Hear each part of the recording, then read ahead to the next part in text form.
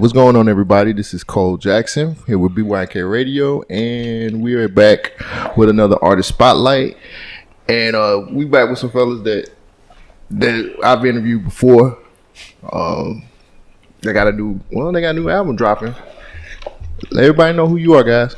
I'm Joshua from KLUB Monsta. Kel from KLUB Monsta. Bet. We had you guys on. It's been about a year since the last time we actually sat down with each other, like an interview. Other than we was arguing about basketball around this time. We were arguing. I was right. There wasn't no argument. I was right. Yeah, you Golden State all day.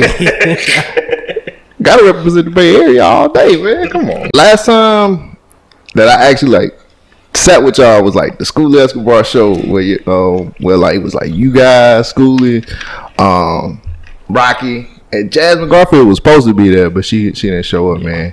It was dope too, cause I was sitting at the table. Who was the first one there? Was it Josh? Was it you? I think he was. Yeah, I was sitting at the table and Josh had rolled up, said, "What's up, man?" Sat down, and then all y'all just came over and sat down, man. It was real. It was a real cool thing, man. And then it's the next thing I know, you guys got on stage. It was, we watched Rocky perform, and then you guys got on stage, man, and y'all killed it. Cause Kel, telling the story about the dude. You was telling me about the host. But the host didn't know your name, or Nah, he really didn't. What happened, man? He just walked up and he actually wanted Jonelle to we do that Masterpiece Swamp Nigga song. So or the verse, that joint. That, so. Yeah, but he had never seen us before. He actually said he didn't expect us to do that type of performance. It's all good though, man. I appreciate it. Yeah. We aren't that love from him, so that was pretty dope. It was crazy too, man, because y'all got up on stage and literally killed the show. Y'all had everybody rocking with you, man. Everybody was just and it was dope. When you and Chris Styles was up there. Yeah. Oh man, and then the host was man, bring him back on out here. Bring him back out, y'all. It was this. Y'all got an encore, and y'all had to come back out and actually perform. Man, how that feel, man? How y'all like all that love? Man, it be super unexpected, bro. You be wanting stuff like that to happen, but you don't expect it. So for it to happen, bro, it be I'm an emotional nigga, so I be I care for the shit. So it be real special to me for real. So. It's dope. It's dope. It's hard to explain, bro. Cause I never really expected us to be getting stuff like that. It happened before, but it actually happened again. So I was like, yo, that shit was really genuine. It was crazy. So how was it for you, Josh? Cause I know you was you going hard on stage. Man, I be ready to get it over with. Why? I mean, it's just. Shows take a lot, with practice and sometimes you be nervous. Yeah. Man, it's a lot that go into the show that people really, don't get a chance to, to see. So, when the show is over with, and especially if you, the practice that you put in is paid off. Man, I just be, thankful for people to come out and just be ready to go home, man. So you ready? Hey, that's real though, man. Yeah. I mean, he's being real about it though. Yeah, I mean, it's I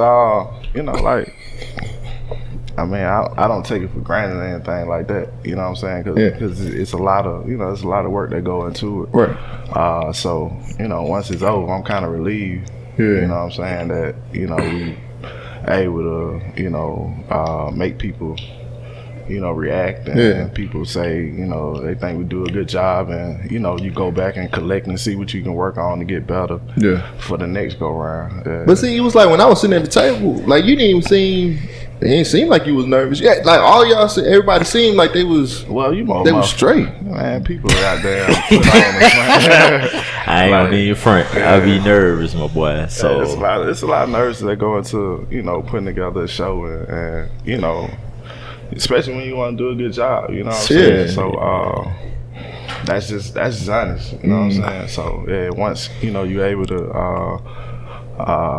you know, once you get into the groove of a show, like, you know, those nerves kick out. But once it's over, man, you just relieved and it's just happy, man. Just waiting for the next opportunity. So, yeah. Kids, how were you feeling that night? Before and after y'all performance? Well, I'm always nervous before shows. I don't even like to talk to people before shows. I just like to go on my little secret spot and just come on stage when it's time. Yeah. Because, I mean, a lot of times you can get distracted, so I really don't like to, you know, talk to too many people before a show. Now, after the show, I talk to everybody, but before shows, I just want to just be zoned in, honestly. Yeah. But to get somebody to, you know, want us to come back on stage, I think it's a big deal. It's definitely flattering. You never expect that. I mean, did y'all not think that y'all killed the show or something, man? Because y'all went up there and y'all told the damn house. I mean, maybe I'm just coming from a fan's perspective or something like that. But it's like, y'all went up there and y'all killed it. I told y'all that when y'all came. I was like, y'all killed it. I ain't gonna lie, like, once you get to a certain point on that stage, it's like a little feeling you get. Yeah, and it got the feeling real good up there, like, cause, you know, we ain't hit the stage in a good little minute. So, like, we thinking like, okay, we ain't hit the stage in a minute, so it may not go how we think it gonna go. But once it get to going, you get a certain feeling. It's hard to explain, but like, damn, this shit feel real good right now. So it got to that point on the stage, so I can say, I did get that feeling where it felt real good. I think the biggest point is getting the first song out. And once the first song is done, it's pretty much smooth sailing. Yeah. But I think if you struggle on that first song, then everything after is you trying to make up for it. But after you do the first song, you kind of comfortable. I mean, that's just my take on it. Yeah. I mean, how did it feel to be able to perform with your peers like Schoolie and like Rocky? Like, I wish Jasmine would have performed that night, man. Like, I had seen her at a lobotomy not too long ago, and I was like, man, you got like a gift that you need to be giving out to everybody, because you special. You know what I'm saying? It ain't like you be doing BS. Like you got something there, and that would have been my first time actually seeing her perform. But you ain't seen Jasmine? I never seen her perform before, ever. My first time actually doing a face to face with her was at a lobotomy not too long ago. You know what I'm saying? But like, how did it feel to be able to like be with your peers and everything with Schoolie and with like Rocky and stuff like that? Like, how did that feel? I think it's a great opportunity to be just on that bill, you know, with Schoolie and him having that momentum and you know, him being just a super talent. And Rocky like being a hell of a talent. Two dope artists that's like on the come up. You know what I'm saying? It's really rising and really talented and, you know, got a bright future. So just to be, you know, a part of that bill was just a blessing, you know, a great opportunity. So just kind of just thankful for the opportunity, you know what I'm saying? Right. Yeah, it was a good show, man. I had a great time there, man. I enjoyed it. I was like, why can't we have more of these type shows? You know what I'm saying? Like, I enjoyed the lobotomy stuff. Like, don't get me wrong, but like that whole feeling, that wordplay and how it was, like with the crowd down there, and you had people saying, I mean, I like that kind of feel, because it felt more like, not saying the lobotomy stuff don't feel like a concert, but it felt more like a show, like for real. I got you. You know what I'm saying? So, man, I enjoyed it. I enjoy seeing you fellas every time I see y'all, man. And like, I think a lot of people don't really understand. Like, when I see everybody, like, I'm a fan too. I ain't just no, you know what I'm saying? Like, I be fanning out sometimes. Cause it's crazy to be able to hang out with you guys and like see you guys and stuff like that. I be like, yo, these dudes sitting with me. Why? You know what I'm saying? So, I be fanning out sometimes. So tell me about this Billboard that y'all had everybody going crazy about in Birmingham. How'd that come about? It was Josh idea. So the mastermind. He just the mastermind. He low key the mastermind. It was the mastermind's idea. So, just to be honest with you, I gotta give him his credit. I'm an honest person. The album was supposed to be around that time. And you know, due to certain things not going as you know you expect it to be. You know, the album didn't come out around that time, so that's why I was kind of in that place at the time. We was able to use it during the preseason video, so it kind of made up for the, you know, the plan of all having that going out. But we never really announced the album. Never really try to announce dates and stuff until you have something definite. Right. I know that for a fact. Yeah. Because every time I see you, I be when it's coming out. Every time I see Josh, I was like, Josh, when is it gonna drop, dog? Yeah, give it time. Yeah, we really want to make sure that we don't have to pull nothing back, or you know what I'm saying. Like once it's a date and set, it's a date and set. But the Billboard was just a part of the album rollout at that time. But it just didn't work out. It was a good opportunity. I mean, but everybody who seen it was like posted on Instagram, and like everybody was like, "Oh, this is crazy! Like they got a Billboard." You know what I'm saying? Like, and then like, did you pick that specific spot on purpose, or like how it works is you go on the site. I think it was like Lamar. Yeah, you can go on there and look and see what's around. You know what I'm saying? And from all over the city, for real. Yeah, and you can kind of see what's open, what's not open. Check with the the salesman, see what's open. So Avondale and downtown, them kind of high traffic areas. Yeah, especially around 5 and stuff like that. So it was just one of those things for real that you just it was a placement at a high traffic area. So it ain't much like strategy going to it. I was like, he put it right there, like everybody could see it. How did you two feel? How did Kel and Dotta, how y'all feel about when y'all? I mean, did y'all even know, or like he was like, "Hey, I'm about to do a Billboard," or like did he just pop it on y'all? Or it was crazy. Like we'll be getting together for practice or even doing songs, and just random ideas will come up. Yeah, and like we one of those. Well, the good thing about working with these two, man, like when we think of random things, we will actually try to put in motion the best that we can. Right, like, it won't be no like just talking and not worried about it. So.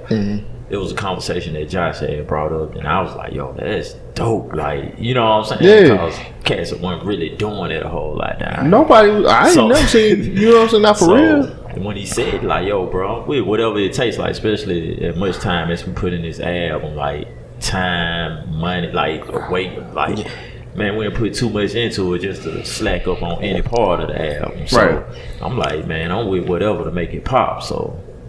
We can make it happen. Let's make it happen. So I was on some joint like that, but I was totally for it because a lot of folks weren't doing it at the time. So I'm with that.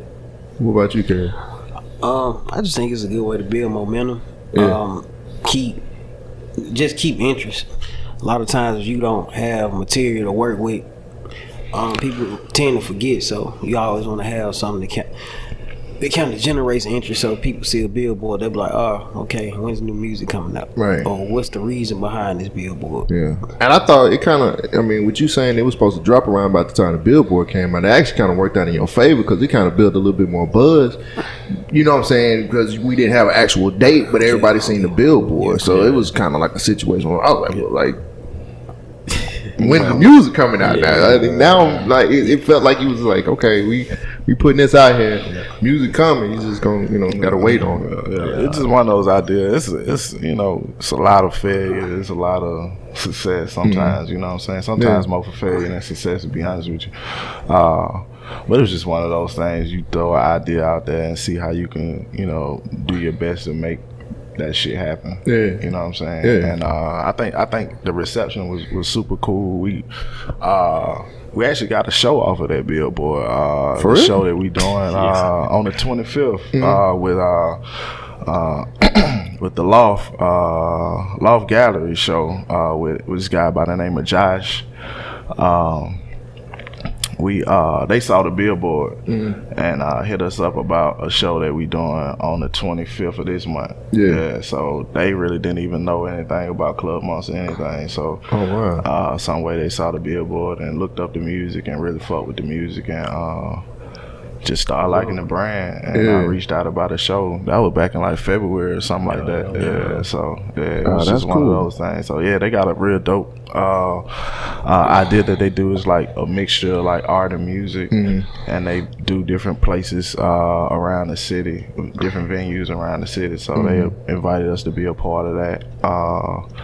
It's a collective of really creative people who put that together. So that's on the 25th. So man, I can't wait. It's gonna be there. Gotta be there at that. So the album is titled "When Gawd Ready," man. Why is that the title? Kel. Well, my definition of it, a lot of times when you are trying to be successful in life, sometimes it's not in your hands. Sometimes it's like when God is ready for you to take that next step. Mm-hmm. So that's just a simple answer that, you know. Who came up with that title? The genius himself. The mastermind. But I felt it though, cause like during the process of doing this album, we've been working on this album longer than people have been think. Like they're like work on music work like for the longest. Longer than the project. Yeah, cause in the project we put out, okay, from our first 2 joints, they were pretty cool, but Canvas got a lot of like people was on Canvas, so we wasn't seeing it like how we seen our first album and the second album. So people like, man, when you gonna put out the next joint? When you gonna put out the next joint? So it's like, dang, people rocking with it for real. So I'm like, cool. So the hardest thing about it, in our head, when you hear that from everybody, you kind of put Canvas on the pedestal in our head. Like, so now when we go into this project, like, what can we do to make this album better than that album? Right. Cause that's gonna be the next step. Like, okay, they probably got lucky with this shit. Like, you know what I'm saying? Like,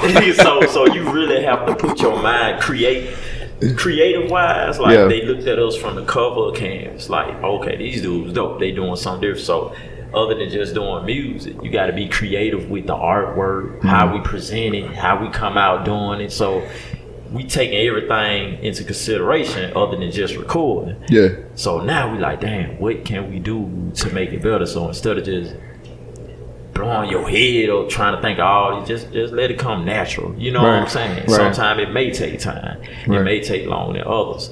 So I think that's what it was. Like, we wanted, like he said, we wanted to bring out the album when the Billboard came out. That was the plan, but that's planning it, but it didn't come out that way. So we just had to work with what we had to work with. So when Gawd Ready was like the perfect title, like, man, like, cause like when you got the Billboard out, folks, oh, you got an album. Like, I heard that so much. When it's coming. And it made me feel like I'm like a lazy ass dude. Like, bro, like, we got it, but we trying to bring it out right, bro. We don't want to just we can't push it out there like that. Right. That's how we feel. You know what I'm saying? So that's how I feel about it for real. Josh, how that title hit you? Cause it's something spiritual behind it, knowing you. Hell no. Honestly, nah, it ain't nothing. Church when he got it ain't nothing spiritual behind it. Actually, Ralph, who does production for us on a lot of our projects, he did the preseason production. We always just be throwing out names, and he like the name God for real. Like, he just come up with crazy names that some of them like be cool, some of them be really dope, and we just throwing out names. And that one kind of stuck. And it's subjective, you know what I'm saying? Like, you can, you know, Kevin can have his idea of it, Dotta can have his idea of it, I can have my own idea, somebody else can have their idea of what that might mean to them. You know what I'm saying? I think that's what's cool about it. Like, it's a name that can be subjective. You can use it from a religious standpoint if you would like to. It wasn't, you know, thought about from a religious or a spiritual standpoint. It was just kind of like a cool name, and that just kind of stuck. And like, to me, like, my version is like, it was at some point in time we were working on this album. This nigga right here was just bullshit. Like, you had to put on beard. See, at some point, every interview, this nigga got to do this shit. And I'm gonna be good. So with me, so my version of the album is he God when he get ready. When he get ready to get his raps to go, we gonna be ready to go. And that nigga got ready. I done seen Dotta square up on somebody before, man. They pressed the hell out of me, bro. Like, I was in like a little stink. So this nigga made a whole song. I'm gonna leak the shit. Like, bro, go get that shit together, bro. Like, you gotta come with the raps. Like, I was slacking, I ain't gonna front, but due to that period of time, God damn. It's hard, man. It's just funny, dog. But I ain't gonna lie. I think some of my best shit came from this nigga getting on my ass about that shit. I ain't gonna even front. Like, I feel like some of my best shit is on this album. So to me, that's the, you know what I'm saying, like, once he got ready and once he got inside his mode, it was like he really turned the album around for us, to be honest with you. Like, you know what I'm saying, me and Kevin had a lot of the vocals already done, but what he put on the, you know, on the back and front of the album was just like it you know, when he was ready, and he came with that shit. So, you know what I'm saying? To me, that's my version of the album title. When this nigga got ready to go,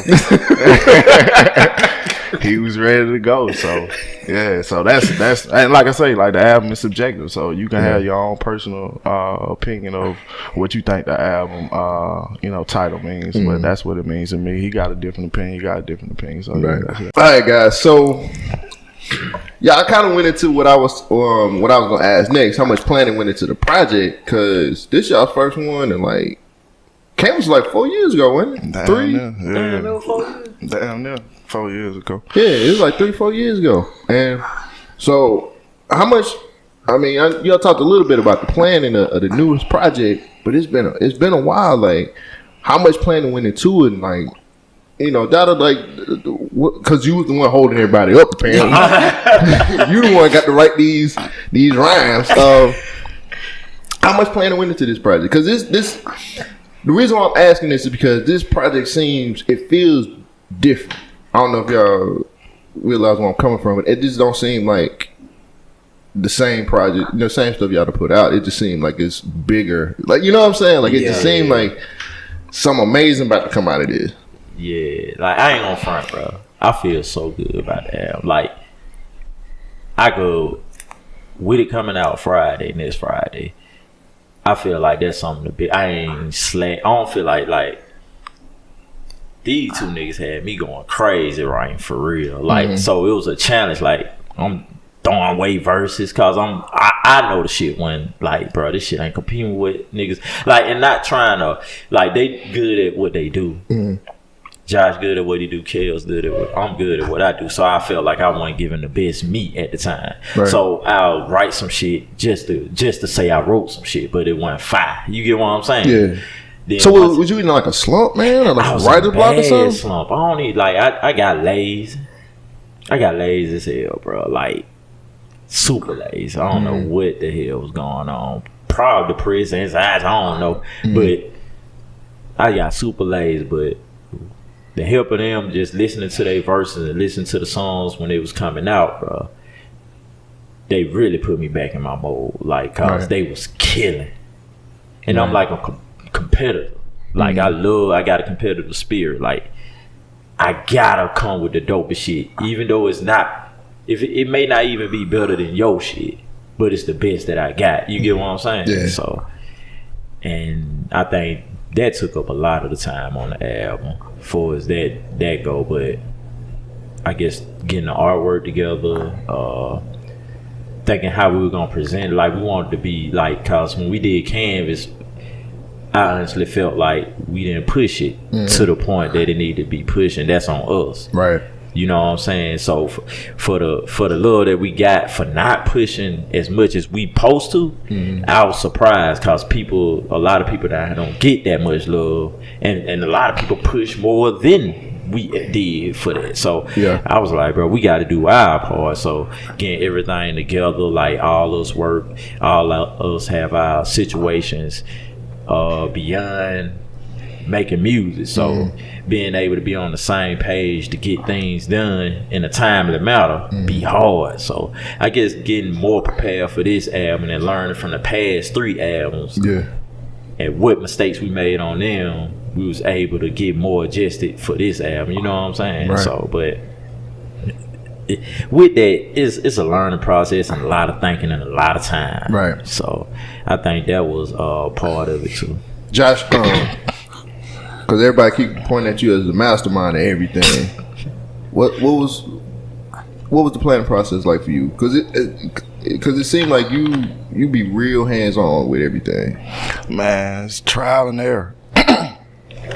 failing, a lot of failing went into doing what we got coming up on Friday. Just a lot of failing, a lot of losing.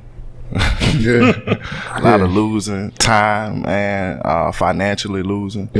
And sometimes that losing, you learn from it. You know what I'm saying? So from a strategy standpoint, it's just trying to stay creative, throwing stuff out, seeing what stick to the wall. But I don't think we necessarily like just say, hey, we're gonna do this way, this way. I think it's just learning, just wanting to do better than we did the last time, and then want to, feeling real strong into the music. Go for it. No, that's cool. You good? Yeah, feeling real strong about the music and just trying to put our best foot forward or whatnot. But that's what really, to me, what I take from it is just a lot of failure came into what we about to present on the 18th or whatnot. Kels, what about you, man? How'd you feel about the process of getting this project put together, like the planning part of it anyway? Well, I remember at one point, I think all of us got on the phone to decide if we was going to come out with another project. We was convinced. I think we had to convince you at one point. It was weird. So me and him got on the phone to convince Josh to do it. But he was the one who wasn't writing no verses. It don't make sense. Go figure. He did all the convincing. And then we was like, man, Jonelle, what's up? You know what I'm saying? So, the thing is, all of us still recorded through that process when we didn't drop another project. Yeah. We got tons of songs that we never put out. So we still were doing music. We just weren't releasing it. Yeah.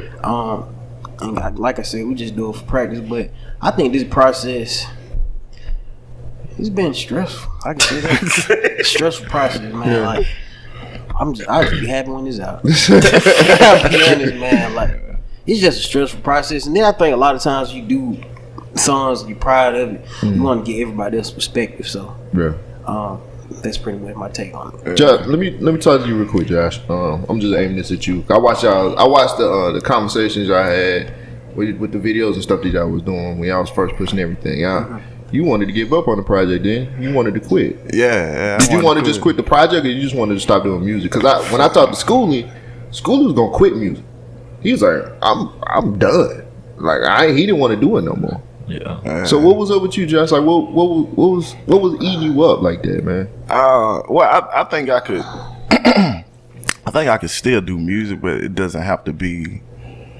I can do some shit and just listen to it myself. You know what I'm saying? These niggas will tell you I got shit that I just sitting in them. You know what I'm saying? I don't have to let everybody else hear it or like need a reception from anybody else. I really don't know mentally where I was at the time. I don't know, man. I mean, for me to hear that, like, they had to talk you into doing them, because I always took from you as like music was like a love of yours. You know what I'm saying? But shit can still be a love, but the process can be so taxing. You know what I'm saying? Yeah. And really, I was talking to Dotta about this the other day. Like, this shit really, the tip off is on the 18th. You know what I'm saying? Like, that's when the game starts. Yeah. Like, getting it here, like, we just in the layup line right now. So, and that's one thing that we learned from Canvas is that once you get it out, that's cool, but it's how you push it after that. You know what I'm saying? Like, you got to really put a lot of work into it. So, I think a part of just a part of just Canvas in general is just like, you just kind of be over it for a second. So I just probably just felt like that at that time. Yeah. Just kind of just needing needing to declutter, needing to get a little space from everything. What did they say to you to get you to get back to going actually doing the project? I don't know. Them niggas don't say shit. He probably said something. Probably got on his damn nerves. He probably fuck it, man. God dang, I can't even get the words right. I mean, I do it. Did you just lose the love of like trying to do the project? Nah, because I was recording. I did this shit called I did. I was still putting shit out, like, because like I said, I don't need like if Kevin fuck with that shit, if Dotta fuck with it, I'm cool with that. You know what I'm saying? Walt's Last Revenge, I think that was the joint that I put out. And nobody that joint I was talking about earlier. When I was telling you he sent me a song when I wasn't on my shit. That's another track. Like you do shit, that. like, I don't need to applause for motherfuckers. You know what I'm saying? Like these the best niggas I know. You know what I'm saying? And I trust their opinion on music. So if they fuck with it, I'm cool with that. I can roll in the morning, listen to that shit, and go to work and do whatever. You know what I'm saying? So it wasn't really something somebody had to say or do. It was just like, if we gonna be all in with this, we gotta be all in. You know what I'm saying? So and then honestly, just to be straight up with you, the production on the album, guys like Luke from SWAT Team, whole SWAT Team collective, Ralph, Sways, Skip, like, man, they rejuvenated us like 100%. Like they rejuvenated the sound of what we about. I think they played a role in getting everybody juiced up and gassed up and ready to go for real, because a lot of that stuff that we was hearing at the time, and I'm just not saying just Luke and them, like Haru, Drew Kane, like they really played a huge part in kind of rejuvenating that energy to get back to get back into the music. So that was a huge part. So Kels, you taking me to my next question. As far as like evolution and growth from Canvas, because Josh just basically said, you know what I'm saying, y'all got rejuvenated. Can you tell after listening to, you know what I'm saying, listening to what y'all done put together? Can you tell the growth? I can hear it. I think just in a song structure. Because Canvas was a dope ass project, like, period. Delivery. I just think this album had more aggression. I mean, just coming from just myself, I mean, how I feel like, I think I came from a different perspective with this album than I did on the previous projects. But I think we just challenged each other, and just had to go back to the drawing board a lot of times and restructure songs. And did we do any songs on this project? We got rid of tracks, then. I think it was the process of elimination. Like we took some songs didn't make it. They were great songs in my opinion, but I mean, we just tried to challenge ourselves. I think it's a lot of growth. Honestly, I think our best raps on this project. Like no matter if it's Canvas, Separate Sequel, like our best raps on this project. Like, and I stick by it. And I know, like, people might be like, I don't know about that, but yeah. And it's crazy. And for you, Dotta, like, you coming out of a slump, so it's like, so did you have to grow when it came to writing your rhymes? You had to grow, musically. Like, what happened for you to be able to do what you did on this album? It was like Rajley trial and error, like getting back into the writing, getting back, like feeling good, like. Like I have a feeling about a certain verse when I write it. Like you'll know, I know when one of my verses tight, and I know when one, you know what I'm saying. So it went to that point where I couldn't be lazy. Right. So I had to just keep writing out of that slump. So I'm writing all different type of beats. Sometimes I write to a whole different beat to put on a whole nother beat. Right. Because it makes the song lately I've been trying to do this little unorthodox type of flow style, the way it just don't fit the beat, but it fit the beat. You get what I'm saying? Yeah. The way it just don't sound like the same old. You changing your cadence up. Yeah. So I think doing that process, it was just trial and error, messing up and getting back into it. But then I got to a point now, I can't even stop writing. Like I've been getting on his nerve, spin verses. We been finished with the album. Spinning verses for some more joints that we want to do. For him, I just spin a verse for you the other day when we was at the house. Like I just been writing.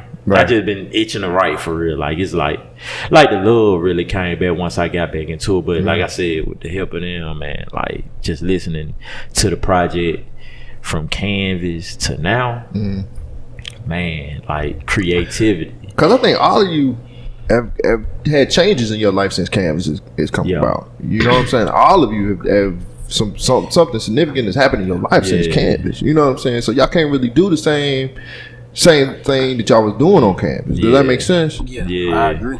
As far as you, Josh, like, how much growth did you see? I mean, seriously. I saw that growth. You know, I think one of my biggest things is I feel like if the raps on my part, if they're not improving, I don't want to do this shit. Mm-hmm. You know what I'm saying? That's always been something I just always believed in. Like, so I really feel like on this project, the raps are there. You know what I'm saying? Like, I really was inspired by the production and the music. Mm-hmm. So that keeps me going. You know what I'm saying? Because I don't just want to be, nigga that's just out here just rapping on top of beat just because. Mm-hmm. And then, like I say, like Kevin's talked about the content of the album, it's a bit more aggressive, a bit more darker, a bit more personal stories that probably like people wouldn't even like, until you really dig in to understand what, some of the content is. Yeah. That's the content. The content is the content. Right. And it's, some darker shit on there. Yeah. You know what I'm saying? But it's relayed in a very presentable package. Right. Right. Let me step away from the album for a minute. Let's just talk about Birmingham. How y'all feel about the music scene right now? Kels, how you feel about the music scene in Birmingham right now? I think it's more diverse. You see all artists from different genres compared to years ago. Mm-hmm. It was just one sound, in my opinion. I think you see more support, in my opinion. Just online, just looking at a lot of independent artists, like strictly on the hip hop scene. Just seeing that movement, I see people actually participating more so than it was like years ago. I think years ago, like, you literally had to claw your way up, just to get somebody to pay attention to you. And nowadays, I think with social media and I think people are open to try different things now. And I think people have their own sound. I don't think people now try to emulate other areas. Mm-hmm. I think they're just themselves, but I think that has to do with the climate in music. That you had a lot of artists that were themselves back that got notoriety. Mm-hmm. So now you got people saying, well, hey, that person was themselves, so I can be myself. Mm-hmm. So even if I'm from Birmingham or whatever, I can still portray myself to be a Birmingham artist instead of saying, okay, I know I'm from Birmingham, but let me be this artist that I idolize. You see what I'm saying? Mm-hmm. But let me just be me.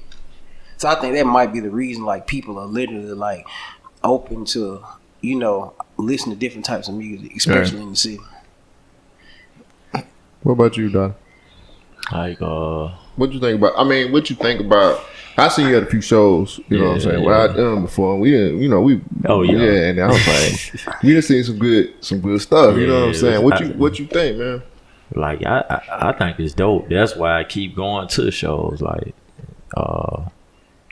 I get inspired by that, going to those shows and seeing the different ads. It's like people being more artistic than they used to be. They're not scared to try what they want to try. You know what I'm saying? So I think that's real dope. Like, getting out of that box to where you have to sound this certain way just to fit in with this. It's like people not scared of that box for real no more. They doing what the hell they want to do and expressing themselves, and it's dope to me. So I've been feeling that a whole lot.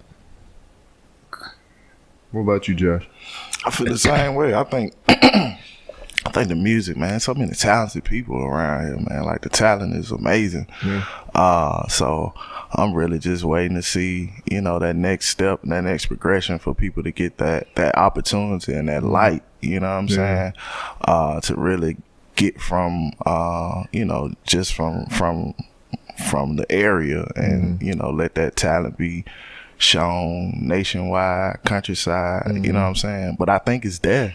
Like, it's so many dope artists, from singers to rappers to you producers, all that. Yeah. You basically covered like what I was gonna talk about too, like the type of music that's coming out, like Monastery, Richard Daniel, Fatboy Bucci is dope. For some strange reason, I just got hip to him. Mike Lowry, Ozu, B-Night, Kakashi, Jason, Roscoe. Like that's a list of people that don't have the same. Like none of them are the same. No, all of them got their None own style. of them are the same. Totally different. And that was I'm not gonna say you can say that a year ago, but it was. I think a year ago, the last time we talked, everybody was kind of still feeling themselves out, like trying to figure out which way they wanted to go. You know what I'm saying? Like a lot of these young cats, these young lions out here, like Kakashi is dope. I like him. And Jason's dope. You know what I'm saying? I just got hip to Roscoe. Roscoe came out of nowhere for me. Josh put me on his project. That project dope. Yeah, he came out of. I was like, where this dude come from? You know what I'm saying? So, a year, a whole year just made a whole lot of difference for a lot of these young lions that's out here, man. Especially, I was talking to my homeboy not too long ago, talking about Love. Like, Love More had one of the best projects last year, period. And you mainstream, indie, whatever, you can. I don't give a damn. You put it up against anything. Yes. Project was crazy. The music arrangement was dope as hell. Swayze just, for some strange reason, just put everything he had into the production. Like, her voice was just like, I remember having listened to Blue Polka Dots. You know what I'm saying? Yeah. And like, that ain't Blue. What she put out, that Sim Girl, that ain't Blue Polka Dots. You know what I'm saying? That was a big up. I was like, man. And I was rocking with Blue Polka Dots. You know what I'm saying? Yeah. But to hear that transformation from Blue Polka Dots to that fast, I was like, that's crazy. Yeah. I mean, like, the Birmingham scene is evolving, man. What do you like about, as far as like the city right now? What do you like about like what's going on right now? Because it's bubbling right now. To be honest, Josh, what you think? What you like about the city right now, about Birmingham? Me personally, man, I just like the creativity. I think the creativity helps a whole lot, helps everybody. You know what I'm saying?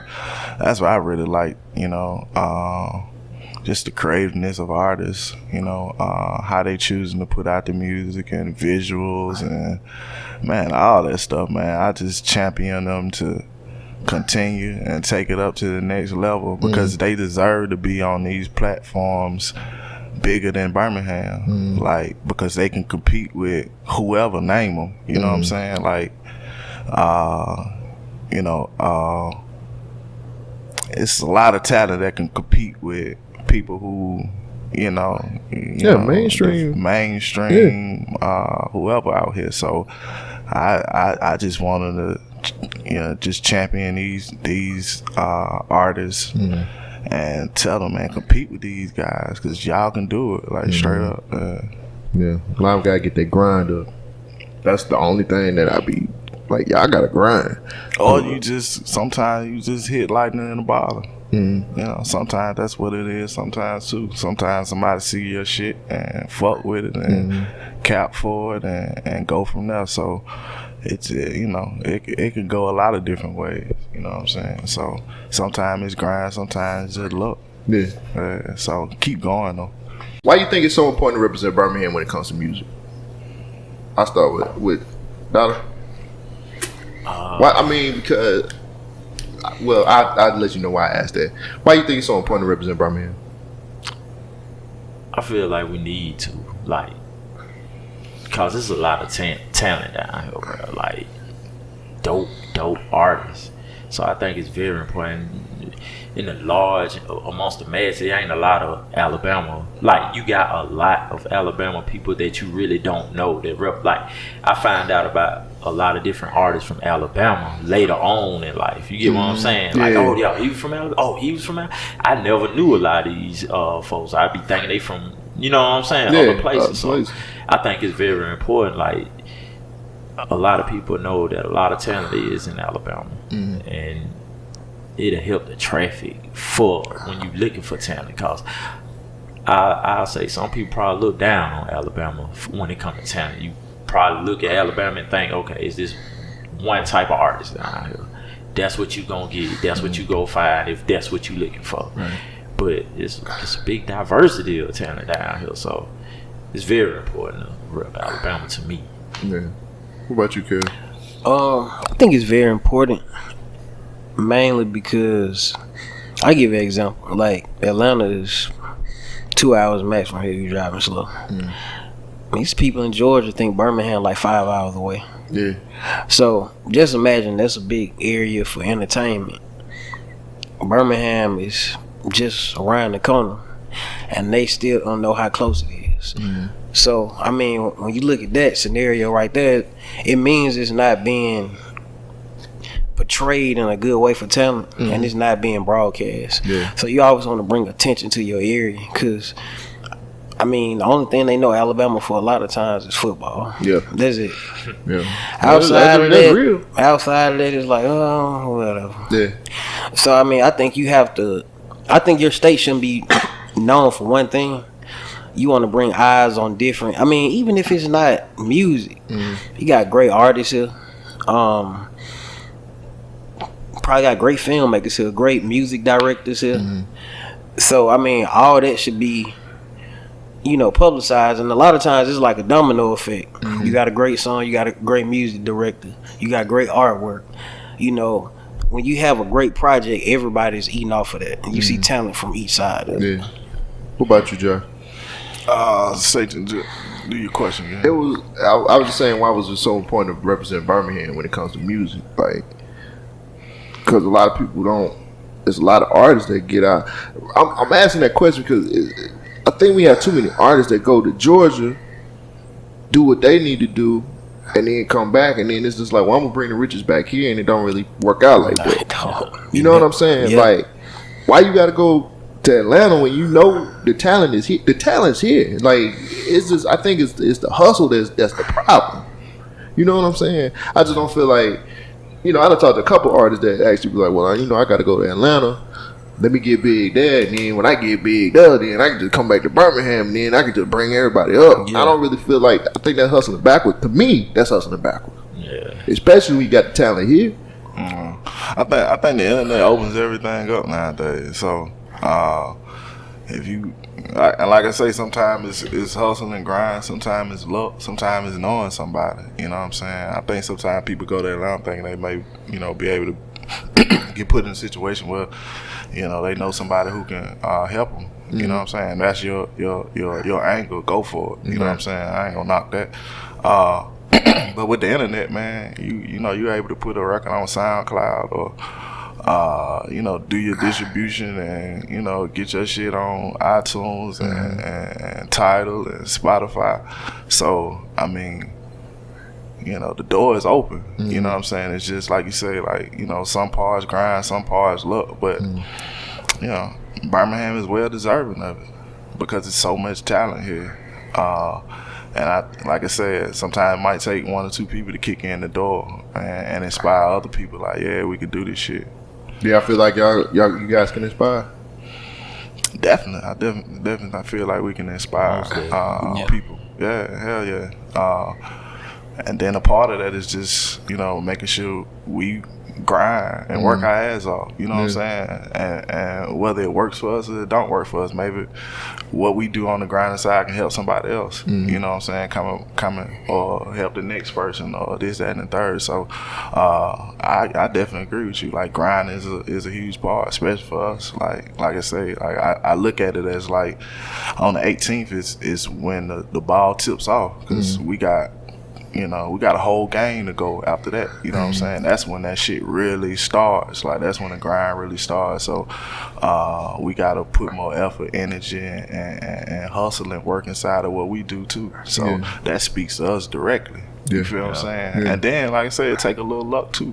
Take somebody from California, Atlanta, or New York, or fucking Ohio to hear your shit and be like, yeah, man, my partner knows somebody who over here. I like that shit. You know what I'm saying? So it take a little luck too. Like, it ain't no, it ain't no magic formula because it's different for a lot of different artists. You know what I'm saying? How they get a chance to get on or whatever. So just do you. You know what I'm saying? Yeah, with you guys being so, you know, having so many projects, so much music, do y'all feel it's kind of like a responsibility to talk to these young cats and let them know, you know what I'm saying, like how to get it done? You know what I'm saying? Or is it just one of them things? It's just like, well, you know, I got the knowledge. You need to just come holler at me. You know what I'm saying? Like, well, to me, do your thing, bro. Yeah. Like, don't look for us. You know what I'm saying? Do your thing, because we might be looking for you. We might be looking and seeing. How you doing? So it ain't really, I don't know, hey, man, I got knowledge over here. Nah, like, I like to share whatever I can, you know, whatever knowledge I have, I share it. And a lot of these young cats, I look to see what they doing, because they doing dope shit. You know what I'm saying? So it ain't really no shit like niggas is the forefathers and no bullshit like that. Like, nah, man, like, we all in this shit together. Like, we all broke as fuck. Yeah. You know what I'm saying? Like, we all struggling, bro. Like, we all ain't made it to the top yet. So, man, shit, we all watching each other, seeing, you know, how we can maneuver and do it. So, I don't really feel like it's on no son shit like that. You know what I'm saying? Like, I look at a lot of these young cats and, like, champion them. Like, man, go for that shit, man. Do that shit. Kick the dough in. Throw your own shows. Yeah, I mean, fuck the middleman. Throw your own shit. You know what I'm saying? Do that shit. Continue on. If you want to goddamn just put out one song on SoundCloud and push that shit, you want to put out one video, man, do that shit. Do whatever the fuck you want to do. You know what I'm saying? It ain't no fucking rules no more. No. You know what I'm saying? Like, music is just, you know, it's so different now. It ain't no rules, so make your own rules. Yeah. And stand by them hoes. Yeah. You know what I'm saying? Yeah. Push the door in, do whatever the fuck you want to do. Yeah. And so that's what I believe, man. For real. When you listen nowadays, everybody get on different lately. Yeah. You could go for the last 2 years and name how everybody got on. All niggas got on different, bro. Like, some on some goofy shit. Some on some, damn, that nigga look the fuck up. So like god damn, how that happen? So just do your thing. Put that energy out there in that world, man. And just go for it. Go for it. You feel the same way, Kel? Oh, I know he said you don't give advice, but the only advice I can give, invest in yourself. Yeah. You have to invest. You can't cut corners. You can't be a cheapskate most of the time. You gotta look at yourself as an investment. That's true. You gotta be willing to lose some shit. You gotta be willing to put money up. Like, that's the only thing I can say about music. Time like, and money, bro. You gotta be willing to, like, my thing is, like, you can't look at money as a loss when you are trying to reach a bigger goal. If you look at it like, oh man, I just lost $1,000, you'll never make it. Yeah. No. You gotta literally look at that $1,000 like, this $1,000 right here is gonna help me. Because if you look at it like, fuck, I don't want to get that $1,000. Yeah. Like, you never make it. You never gonna make it, because it's very expensive if you're really trying to do it. So you can't cut corners and just be a cheapskate. It's not gonna work that way. Right. Like doing the music shit, that shit reprogram me, bro. You might be lucky one time to be able to cut a corner, but 95% of the times you gotta spend money. I look at losses as wins now. Yeah. Like, I know not to do that shit no more. You know what I'm saying? So exactly. That's how and then another thing, I think if you don't lose, you'll never like understand how big it was. So if you lost $500, if you never lost $500, you'll know how it feel to lose $500. So when you lose $500, you'll be like, damn, like he said, we'll never do that again, because we invested in something that was stupid. And then if you do it again, it don't even matter that much no more. You know what I'm saying? Yeah. Like, I'm finna keep going. Fuck it. Yeah. That ain't finna stop. I use it as motivation. That's the only way you can look at it, cause you gonna take some L's. Like, you gonna take a lot. It's inevitable. You gonna take L's. That's just part of the game. And you gonna hear a lot of no's. And another thing I could say, I think once you make it so far, people look at it as a business. So no matter how tight you are, it's not about how tight you are or how good you think you are. I think it's like a business. You know, what you bring to the table. It's a business at the end of the day. So I think you got to treat it that way. I don't think you can kind of treat it like, oh man, he my homeboy, he's supposed to look out for me. It don't work that way. It's just pretty much, man, this guy made me some money, or this guy beneficial. And I think like a lot of times artists that are talented don't see it from that perspective. You can have all the talent in the world, but once you start meeting different people, they don't care about your talent. they just be like, man, can you do that? Pack out this club, shit. You want man, it ain't about being able to rap. Probably never heard you day in your life, bro. Yeah, they just care about I own the what. club. I won't have to. If I know you can pack this out, I don't care. Bro, you on the bill. Like, you know what I'm saying? And it make perfect sense. It's like if you a businessman, you might see a girl you know that can sing, but if you know this other girl that can't sing at all, and everybody love her, who you think you gonna get? I mean, man, if you doing the pop, what's his name from London? Big Shady shit. That nigga will pack out a spot, bro. Oh man, the man's not hot. The man's not hot, bro. What? Yeah, it's just a business though, for real. At the end of the day, that's how it is. I mean, talent count a little. It's like what? I think 2%. With us, we still believe in making great music. I think we do want to put out the best stuff, but we do understand the business aspect. So, once you learn to separate the two, it'd be better. Because if you look at your passion for the music and you put it over here with the business, you gonna most definitely get your feelings hurt. Yeah. So just learn how to keep your passion with your music and keep that over there. And business is business, man. Right. You know what I'm saying? So just learning that. Right. That was all the way transparent with that. I like that though. Nah, man, it's just, man, have a conversation. Like, I conversate with some people in, you know, the little music community around here, man, and a lot of this, like, y'all got plenty of resources here that you don't use. There's plenty of dope ass producers here that you just don't. I'm pretty sure, you know, I don't know if it's because you got to pay this motherfucker and he live right down the street or something, or you just don't want to. You feel like you got to get somebody from outside the city to be able to do your stuff. I'm like, it's so many different people that's here that can actually do what you need to do. You just don't want to put the effort, or you don't want to put the money down to pay this dude. I like, just pay him, and he might cut you a deal. Damn, you know, imagine taxing like that, bro. Like, that's what I'm saying. Like, nobody charging, like, you know what I'm saying, or Metro booming prices over here. You know what I'm saying? It trips me out here in some of the conversations I hear, and I'm like, dude, like, you have so many different resources you can do. You don't even want to do a feature with somebody because, you know what I'm saying, you feel like he ain't worth it. Like, that feature might help you out. If somebody get on your song, you never know. You sit up here looking at this man like, man, that dude, he doing it that way. I ain't finna fuck with him. You know what I'm saying? And it's like that. If y'all work together, you know how much you could build from that. It boggles my mind. That's why I was asking about the whole Birmingham stuff, man. That's just conversation I done heard. It be like that. It's sad though. I mean, if you dope, you dope to me, bro. Like, some people have, you know, and some people have these egos, and I'm like, bruh, like, you can't, especially here, you can't work like that. Like, you can't build like that. Like, that's not how you build. You can't. You want to know why Atlanta be booming so much? Because everybody work with everybody. Yep. And I think they're keeping the money in house, so exactly, they're making it where if you want to go to Atlanta to see somebody, you know they from Atlanta. Like, if you go look at these Atlanta artists, if they from Atlanta, you could draw a line to how they got on. Like, serious, it's like connected. That you put all the Atlanta artists on this table, bro. You could. They'll be connected somehow, some way. Right. Because they support each other, though. All day. Down here, somebody get on, bro. Shit.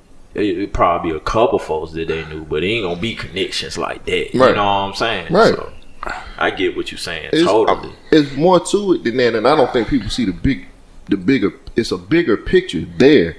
It's just, you know, sometimes egos get in the way. Sometimes you just don't want to deal with that person. It don't make no sense. If at the end of the day, if everybody gonna be successful, man, you gotta do what you gotta do. Exactly, man. So I went on my rant. Let me all right, we're gonna get back to the project, man. So you guys have this, like, so you guys actually put out some artwork and this book. What is this representing? What like, because I know you guys got the 2 singles, which we'll get into that in a second, but what is this book? What's the representation of this book? Josh, what's the book about, man? It's about writing your own story, telling your own narrative. That's kind of like my take on the cover. it's really like sometimes you gotta write your own story. You can't let somebody else tell what your story is. You know what I'm saying? You write your own narrative of what you want, you know, what you want it to be. And a part of that was, you know, like a lot of artists, like, and I guess like you got a chance to see what the packaging and all that shit is, but we just created like a zine and got a chance to link with a whole lot of artists from all around, from Birmingham to Russia, and just gather artwork that kind of have some type of representation of the song title, and just put all that together, just to give some people something tangible to go along with the, you know, with the project or whatnot, you know, if they choose to do that, you know what I'm saying? So that's what it really encompasses, is writing your own story, telling your own narrative. Yeah, so that's the book. Did everybody have a hand in that as far as like the artwork and what picked out? Because it looks like looking at the singles and everything like that, it seems like every song got its own like chapter in the book. He's got his own little artwork. Did everybody have something to do with that? But Kevin did some artwork inside of the shit. I didn't know you could draw, bro. He drew something. I gave him a rough draft and he wouldn't let me finish it, man. Cause I was like, "Hey, can I finish it?" He was like, "No, man, it's sent, man. Don't worry about it." He came over this whole scheme on me. I got somebody that's gonna do this, and I was like, "So what's up with it, man? Don't worry, he's gonna." And now he got me, you know. Hey, I'm kind of like Basquiat, you know. He don't look perfect, man. Nah, he actually did, like, it's dope. I love it. Nah, it's actually dope. I could have did better, man. I'm sorry. Anyway, that shit was dope. But it was just like, you know what I'm saying, like just drawing from creative people. Yeah. Shit, Norris did some shit, Blake did some stuff, Daniel. All these cats from the area. Yeah, they're from the Problems. City. Guy by the name of Marcus out of Atlanta, Cam out of like Florida area. Your cousin. Yeah, my cousin, Shauna. Shauna, yeah. She did some stuff. Then what's his name? Old boy son. Oh yeah, Swayze's son, Julian. For real? Yeah, he did the artwork for the last record on there, Days of Shorter. Yeah, so yeah, we were trying to reach out to some more like young people to kind of contribute artwork, but I just asked Swayze. I said, man, you know, I always when I go to the shop, go to Seasick. His son, you know, when he there, he always drawing and stuff. So I was like, man, what you think about your son? You know, doing some artwork for the record. And he gave me this beautiful piece, man. And I said, man, let's put it inside the book. Let's push it. Yeah. So, it all has a meaning to it. You know what I'm saying? I think all the artwork came out really dope and kind of encompass the sounds of the titles of the music to a certain extent. So, yeah. And if I left out any artists, I apologize. But that's something. It happens. It happens, man.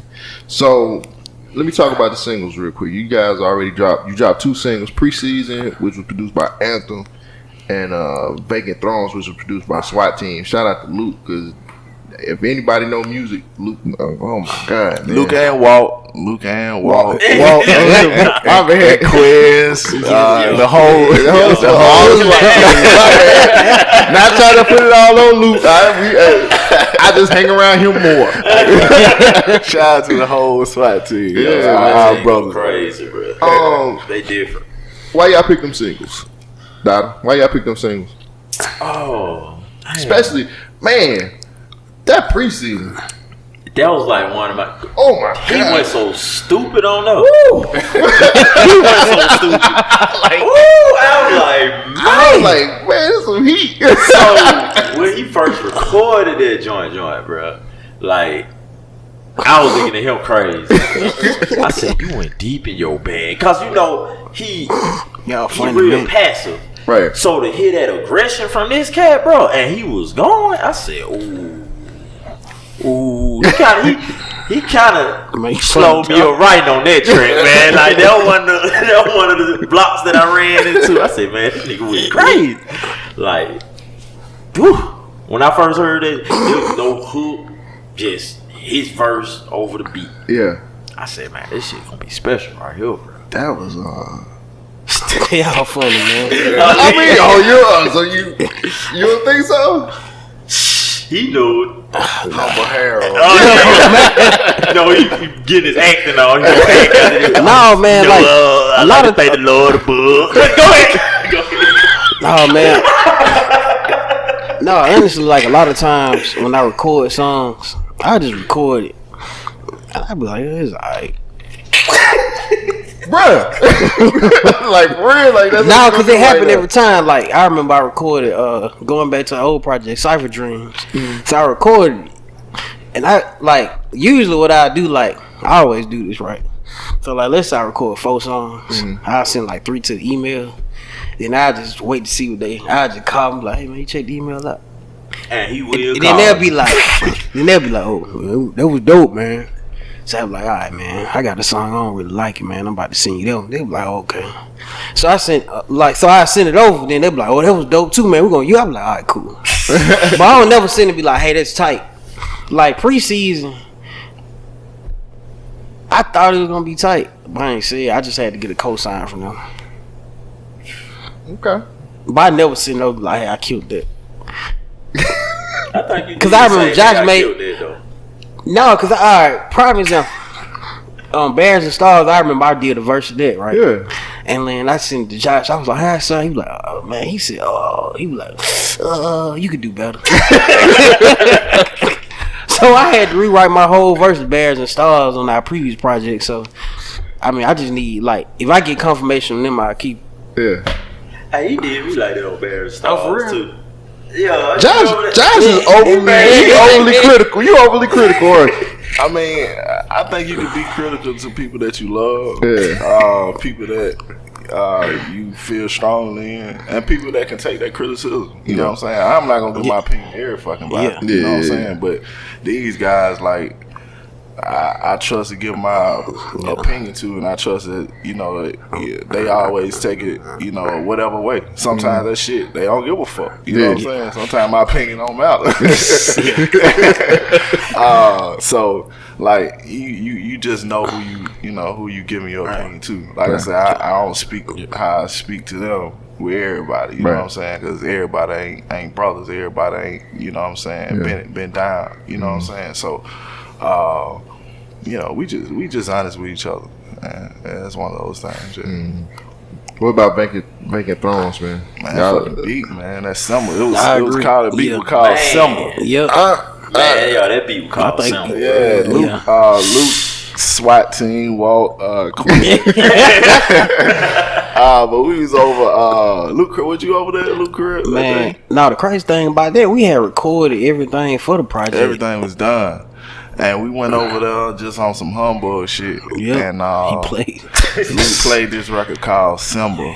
I want to say Walt was over there too. I was over there with you that day, one. I think I was over there too though, because I remember all of us heard, and we was like, man, we got to get that. Yeah, he played this record called Symbol, and Luke kind of sometimes be on some shit like, I don't want to play this joint. Right That's him.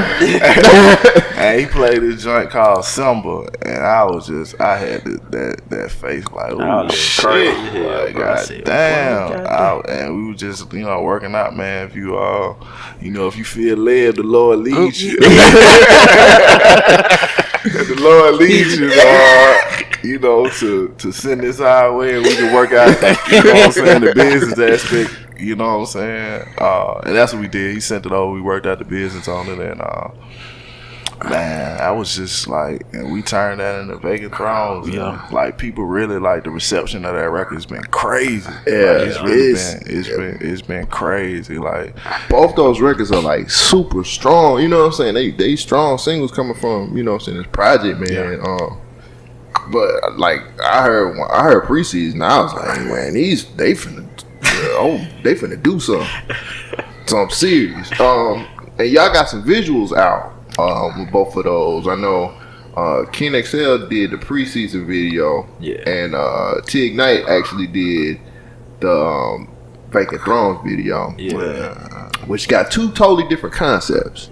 Yeah. What's up with the why y'all? Because they polar, the concepts are polar opposite. You know what I'm saying? Preseason, y'all. Well, tell everybody about the Preseason video, and then the Vacant Throne video? I think our main objective is just to have creative visuals. So honestly, 9 times out of 10 we drop a video, it's probably not gonna have anything. It's from the artistically we trying to create interest. So if you listen to a song on a project or whatever, you might visualize, oh, this is what the video is gonna look like. It's probably not. It's just trying to be artistic from each side, because I don't think music and visuals have to match technically. As far as the concepts, Josh, you want to talk about that? I guess when you look at it, make somebody that you don't even know be like, yo, what was going on? Bring any kind of feedback, bro. That let me know it caught your attention long enough to look at the whole video. Cause you gotta think about most videos be basically on the same type. You get what I'm saying? So nowadays when you look at J visuals or Kendrick visuals, you be like, yo, like you be in awe looking at it like, yo, that's crazy. So you want to try to bring something to the table to make it say like, ask a question about it, right? Rather than just say, oh man, that was a good video, yeah, I like it. Everybody can say that, but I want you to ask a question, and I don't want to force you to do it. I want you to want to ask a question. So I think from that aspect, So Josh, what about you, man? As far as like the concepts of the video and because they polar opposites, man. Man, we writing our own stories. We telling our own narratives. So, man, that's really all I can really say. For real. Like I just like we left from LA. We did some cool shit with Mace. We came back to Birmingham, and I just really felt like, man, we got to start writing our own shit. Yeah. You know what I'm saying? We got to start putting our own creative juices. You know what I'm saying? We got to start doing this, and a part of that is honestly just thinking down the line of just branding. You know what's going on past music, like. You know what I'm saying? I really think we talented enough to do other things other than rap. So this is just like one of those. It's what do I want to say? It's just a small rock into what I feel like could be a bigger picture for us, because we hella creative and we just don't, you know what I'm saying, just be on some music. I think we can be on some other shit too. So it's just another arm, another extension of what KLUB Monsta can be. So man, like I really feel like going forward, like we gonna try to push the ball on visuals, you know what I'm saying, push the ball on writing, push the ball on, you know, just overall look of shit, you know what I'm saying. So we got some more cool shit coming down the line too. So yeah, definitely look forward to that. Yeah. Okay. You want to give us a little bit of you want to tell us a little bit about what's coming out this year? Nah, I don't. Anybody want to tell you? But there goes my other question. All right, man. I'm gonna wrap it up with this, man. What can we expect from this project? And is this gonna be y'all's last album? Right now, it's hard to say. Right now, I feel so good about this project in the zone. Nah, it don't feel like no last album. Well, feel like the beginning of some shit that's gonna pop off real good. The way I feel, you know what I'm saying? So it's a real good feeling. Then, before anybody else answer that question, the reason why I said that is because it feels like y'all went through some shit as far as like making this album. I would just say the least. You know what I'm saying? It feels like y'all went through some shit for real when it came to this project. It's like that's why I'm, coming from that aspect. I ain't gonna lie, that's a real test to see, that saying, what the strongest stand, what the hell that shit go? Only strong last man, whatever that shit. You know what I'm trying to say, but it feel like one of those times. But I think with music though, a lot of times you don't have like different emotions, like in your life experience and stuff. your music could kind of sound flat. So I think like you have to go through something in order to make better music. So I think that might be a great, to go through something actually helps you creatively. Like sometimes you look at a painting, it looks like anger. You see a painting that looks like happiness, because that during that time, that person, that's what they were experiencing. So like with this project, you got some sadness, you got some aggressiveness, you got some cockiness, you got some, down times, you got some inspirational stuff too. So any type of emotion, it's pretty much on here. Okay. Yeah. What about you, Josh? I think with this album, people like it. Share it with your peers, share it with your, whoever. You know what I'm saying? If you really like it. I think we all really enjoy the album. Yeah. Super thankful to the production. Super thankful to the features that we have on there. Love More is featured. Jasmine is featured. B Flat is featured. Mace. Mace is featured. Genesis Wright is featured. So I think Genesis. Genesis is so dope. She really killed this. We got like a lot of people. Schoolie did some production. Yeah, Schoolie did some production too. Okay. So I left that out. Shout out to Schoolie. Did some production on the album too. So. Is this the last project? I don't fucking know, man. I don't know. I think I think it depends, but I'm really into the arm. Like I said, the arm of what's next for KLUB Monsta. It's gonna be something. You know what I'm saying? I think it's gonna be something. Whether it's music, whether it's something artistic, whether it's something visually. I think this album really started the beginning of something. I think there's just bigger, a bigger picture, of the brand. And man, we did go through a lot of shit. I mean, I'm just trying to be like as transparent as possible. Like y'all went through some shit on this to put this out. Yeah, man. And a lot of cats can't handle that. Yeah, we made it. We made it out. You know what I'm saying, of a lot of shit without fucking the motherfucker up. Just to be honest. One thing I think with life though, like if you enjoy something, if something brings you happiness, you have to continue doing it no matter what's going on in your life. Like sometimes if you say, all right, this is life, so I'm not gonna do what makes me happy anymore. Well, shoot, you might be miserable forever. I think all three of us, I can probably speak for them. Music makes all of us happy. So if we pissed off, we can go and make a song. You know what I'm saying? When Jonelle jumped up on the dude with Spill the Drink, he actually got a song called "You Spill the Drink." You know what I'm saying? I was wondering why he came up with that name, but you see what I'm saying? Yeah. So when you have problems in your life, you know what I'm saying, you can go back to music. And I think like even though all of us go through terrible situations, that can inspire a record. You know what I'm saying? Like it's a song about not even just speaking about us as artists. You can probably just Google any type of song about any situation, and it's a song about it because I think people going through that situation, you know what I'm saying, to inspire that song. Yeah, most definitely. So the album drops on the 18th. What can they get it at, guys? It'll be all streaming services. We'll probably load it up on SoundCloud too. Probably put it on Bandcamp. Fucking probably load that bitch up on Pornhub.